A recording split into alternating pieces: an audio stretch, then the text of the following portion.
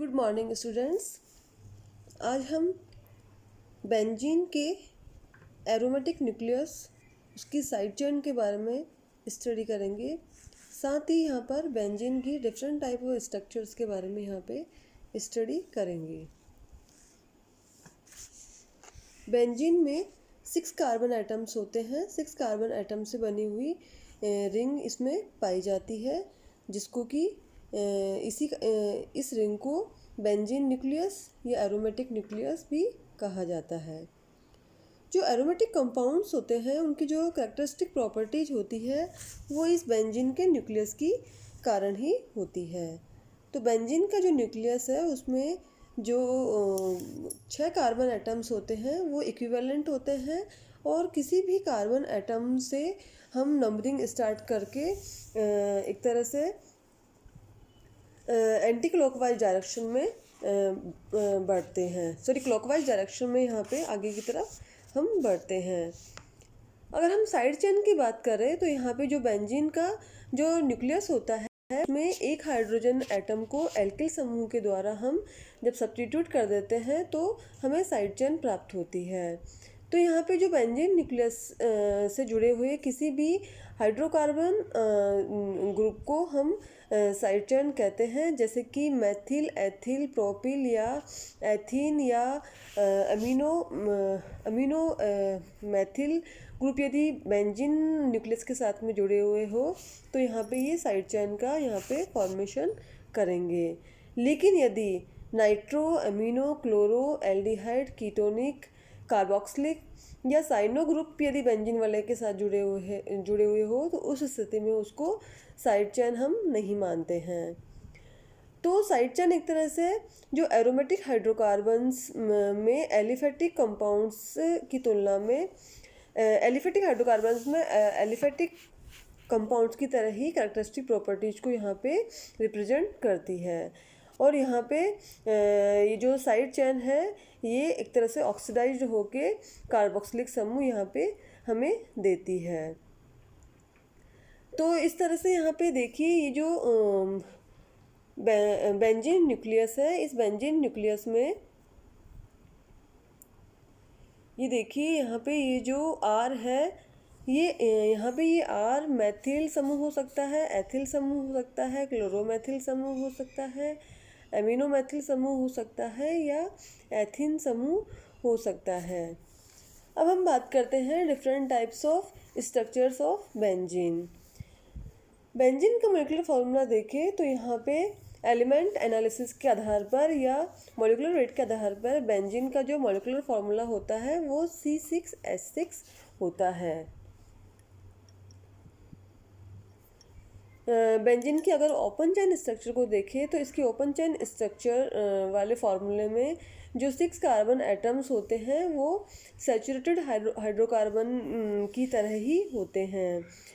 यहाँ पे saturated hydrocarbon से यहाँ पे क्योंकि 8 हाइड्रोजन एटम्स यहाँ पर कम है, इसलिए बेंजीन यहाँ पे एक तरह से क्या है, एक अनसैचुरेटेड कंपाउंड है।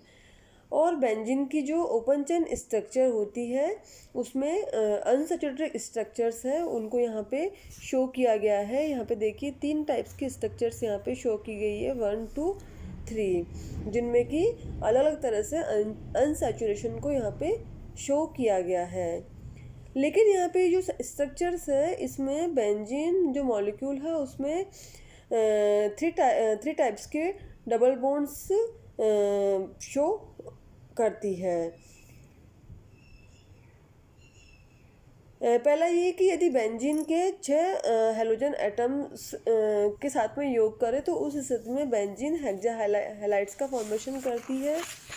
सेकंड ये कि यदि बेंजीन ओजोन के साथ में रिएक्शन करे तो बेंजीन ट्राई ओजोनाइड का यहाँ पे फॉर्मेशन करती है। थर्ड, यदि इसको कैटलिस्ट की उपस्थिति में इसका हाइड्रोजनेशन करवाया जाए तो उस स्थिति में साइक्लोहेक्सेन का फॉर्मेशन यहाँ पे होगा।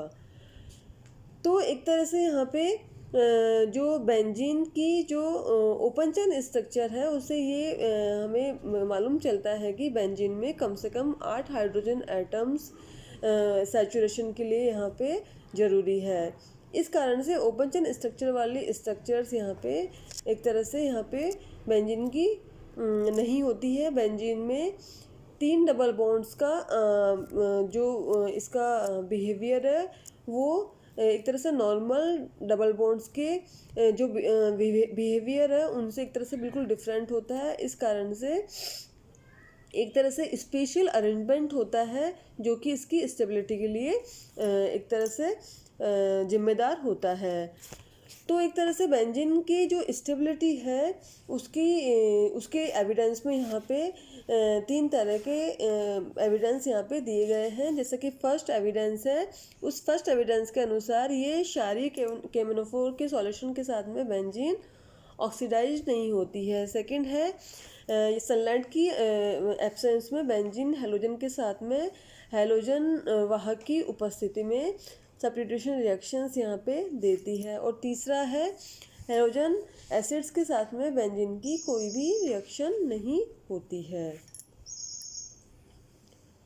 तो यदि हम बेंजीन की साइक्लिक स्ट्रक्चर के बारे में बात करें तो यहाँ पे पॉसिबल साइक्लिक स्ट्रक्चर्स कुछ हो सकती है। जैसे कि बेंजीन एक तरह से ओपन चेन स्ट्रक्चर वाला कंपाउंड तो नहीं है, बल्कि ये एक साइक्लिक या रिंग कंपाउंड है और बेंजीन में केवल एक ही मोनो सब्स्टिट्यूटेड प्रोडक्ट यहाँ प्राप्त होता है, जिससे कि जो 6 हाइड्रोजन एटम्स है वो उनके इक्विवेलेंट होने का यहाँ पे हमें एविडेंस मिलता है।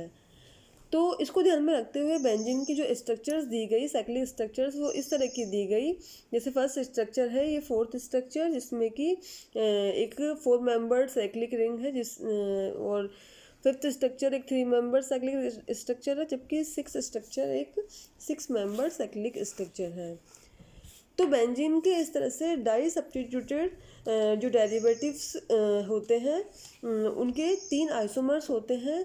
तो स्ट्रक्चर जो 4 और 5 होती है उससे केवल 2 ही डाई सब्स्टिट्यूटेड आइसोमर्स का फॉर्मेशन होता है, लेकिन इस कारण से जो 4 और 5 स्ट्रक्चर है उसको एक तरह से निरस्त कर दिया गया है। जबकि जो 6 स्ट्रक्चर है उसको सबसे पहले फ्रेडरिक ऑगस्ट कैकुले ने हमें बताया था 1865 में, और इस स्ट्रक्चर के थ्रू बेंजीन के 3 डाई सब्स्टिट्यूटेड डेरिवेटिव्स का फॉर्मेशन इजीली हमें समझाया गया था। तो बेंजीन की जो स्ट्रक्चर्स है उनको केकुले स्ट्रक्चर्स भी कहा जाता है, क्योंकि केकुले ने सबसे पहले इसकी 6 मेंबर्ड स्ट्रक्चर दी थी। केकुले के द्वारा जो बेंजीन की एक तरह से हेक्सागोनल स्ट्रक्चर दी गई उसमें 3 डाई सब्स्टिट्यूटेड डेरिवेटिव्स बनते हैं। और वो इसके जो एविडेंस है वो ये भी है कि इस स्ट्रक्चर से जो सारे कार्बन एटम्स और हाइड्रोजन एटम्स है उसके इक्विवेलेंट होने का पता चलता है। और ये स्ट्रक्चर हाइड्रोजन व क्लोरीन के 6 एटम्स और तथा ओजोन के 3 मॉलिक्यूल्स के एडिशन को एक तरह से ये स्ट्रक्चर शो करता है। ये जो स्ट्रक्चर है केकुले स्ट्रक्चर, ये एसिटिलीन से बेंजीन के का जो सिंथेसिस होता है उसको भी यहाँ पे शो करता है। लेकिन जो केकुले स्ट्रक्चर होती है वो कुछ इसकी ड्रॉबैक्स भी है। जैसे बेंजीन की जो स्ट्रक्चर है उसमें तीनों डबल बॉन्ड के एक तरह से एबनॉर्मल बिहेवियर को शो करने में ही ये केकुले स्ट्रक्चर एक तरह से असफल है। और केकुले स्ट्रक्चर के आधार पर हम बेंजीन के ऑर्थो जो डेरिवेटिव्स हैं वो 2 प्रकार के होने चाहिए, 1 to 16। इस तरह से बेंजीन के डाई सब्स्टिट्यूटेड डेरिवेटिव्स के 4 आइसोमर्स होते हैं, जबकि वास्तव में बेंजीन जो होता है उसका केवल एक ही ऑर्थो डेरिवेटिव होता है। डाई सब्स्टिट्यूटेड डेरिवेटिव्स के जो आइसोमर्स की संख्या होती है वो कितनी होती है, यहाँ पे 3 होती है। तो इसलिए केकुले की जो डायनेमिक स्ट्रक्चर्स को यहाँ पे दिया गया। यहाँ पे जो इसकी दूसरी ड्रॉबैक है उसको समझाने के लिए 1872 में केकुले ने ये बताया कि बेंजीन के तीनों डबल बॉन्ड जो हैं वो लगातार क्या होते हैं, वो एक दूसरे में इंटरकन्वर्ट होते रहते हैं। तो यहाँ पे इस कारण से इसमें डायनामिक इक्विलिब्रियम पाया जाता है। तो इसी कारण से ही बेंजीन की यहाँ पे स्ट्रक्चर देखिए, ये 7 और 8 ये एक दूसरे में इंटर कन्वर्ट होती रहती है, और बेंजीन की दो ऑर्थो जो पोजीशंस होते हैं उनमें किसी तरह का डिफरेंस यहाँ पे नहीं रहता है। और केकुले की जो डायनामिक स्ट्रक्चर है इसके एविडेंस में कुछ यहाँ पे कुछ एविडेंस भी दिए गए हैं इसके लिए। केकुले की इस डायनामिक स्ट्रक्चर की एविडेंस में कोल तथा लेविन ने 1932 में कुछ यहाँ पे कुछ प्रयोग किए, और उन्होंने बताया कि ऑर्थोजाइलिन का जब हम ओजोनोलिसिस करवाते हैं तो उस स्थिति में ग्लाइऑक्जेल और मैथिल ग्लाइऑक्जेल तथा डाईमेथिल ग्लाइऑक्जेल का रेशो प्राप्त होता है, और रेशो 3 रेशो 2 रेशो 1 के उसमें होता है। और यहाँ पे ये जो प्रोडक्ट बनते हैं ये तभी बन सकते हैं जब बेंजीन की जो रिंग है उसमें जो दोनों स्ट्रक्चर्स है 7th और 8th एक दूसरे में इंटर कन्वर्ट हो रही हो और डायनेमिक इक्विलिब्रियम में हो। तो इस तरह से केकुले की डायनेमिक स्ट्रक्चर के एविडेंस में यहाँ पे ये जो बताया गया है एक तरह से ये सही यहाँ पे शो होता है। इसके अलावा बेंजीन की कुछ और साइक्लिक स्ट्रक्चर्स भी होती है। डायनेमिक स्ट्रक्चर का जो प्रिंसिपल होता है ये इसको शुरू में मतलब इसको नहीं माना गया था। इसके अलावा बेंजीन की कुछ साइक्लिक स्ट्रक्चर्स के लिए कुछ और एविडेंस भी दिए गए, जैसे क्लाउस का विकर्ण सूत्र दिया गया, डेबार की स्ट्रक्चर दी गई, लेडेनवर्ग का प्रिज्म स्ट्रक्चर दी गई, बायर और आर्मस्ट्रॉन्ग का केंद्रीय सेंट्रल फार्मूला दिया गया। इसके अलावा थीले का आंशिक संयोजकता का फार्मूला दिया गया। लेकिन बाद में ये माना गया कि बेंजीन की जो साइक्लिक स्ट्रक्चर है वो केकुले के जो डायनेमिक स्ट्रक्चर है, डायनेमिक इक्विलिब्रियम है उसको एक तरह से पूरी तरह से एक्सप्लेन उसको करता है।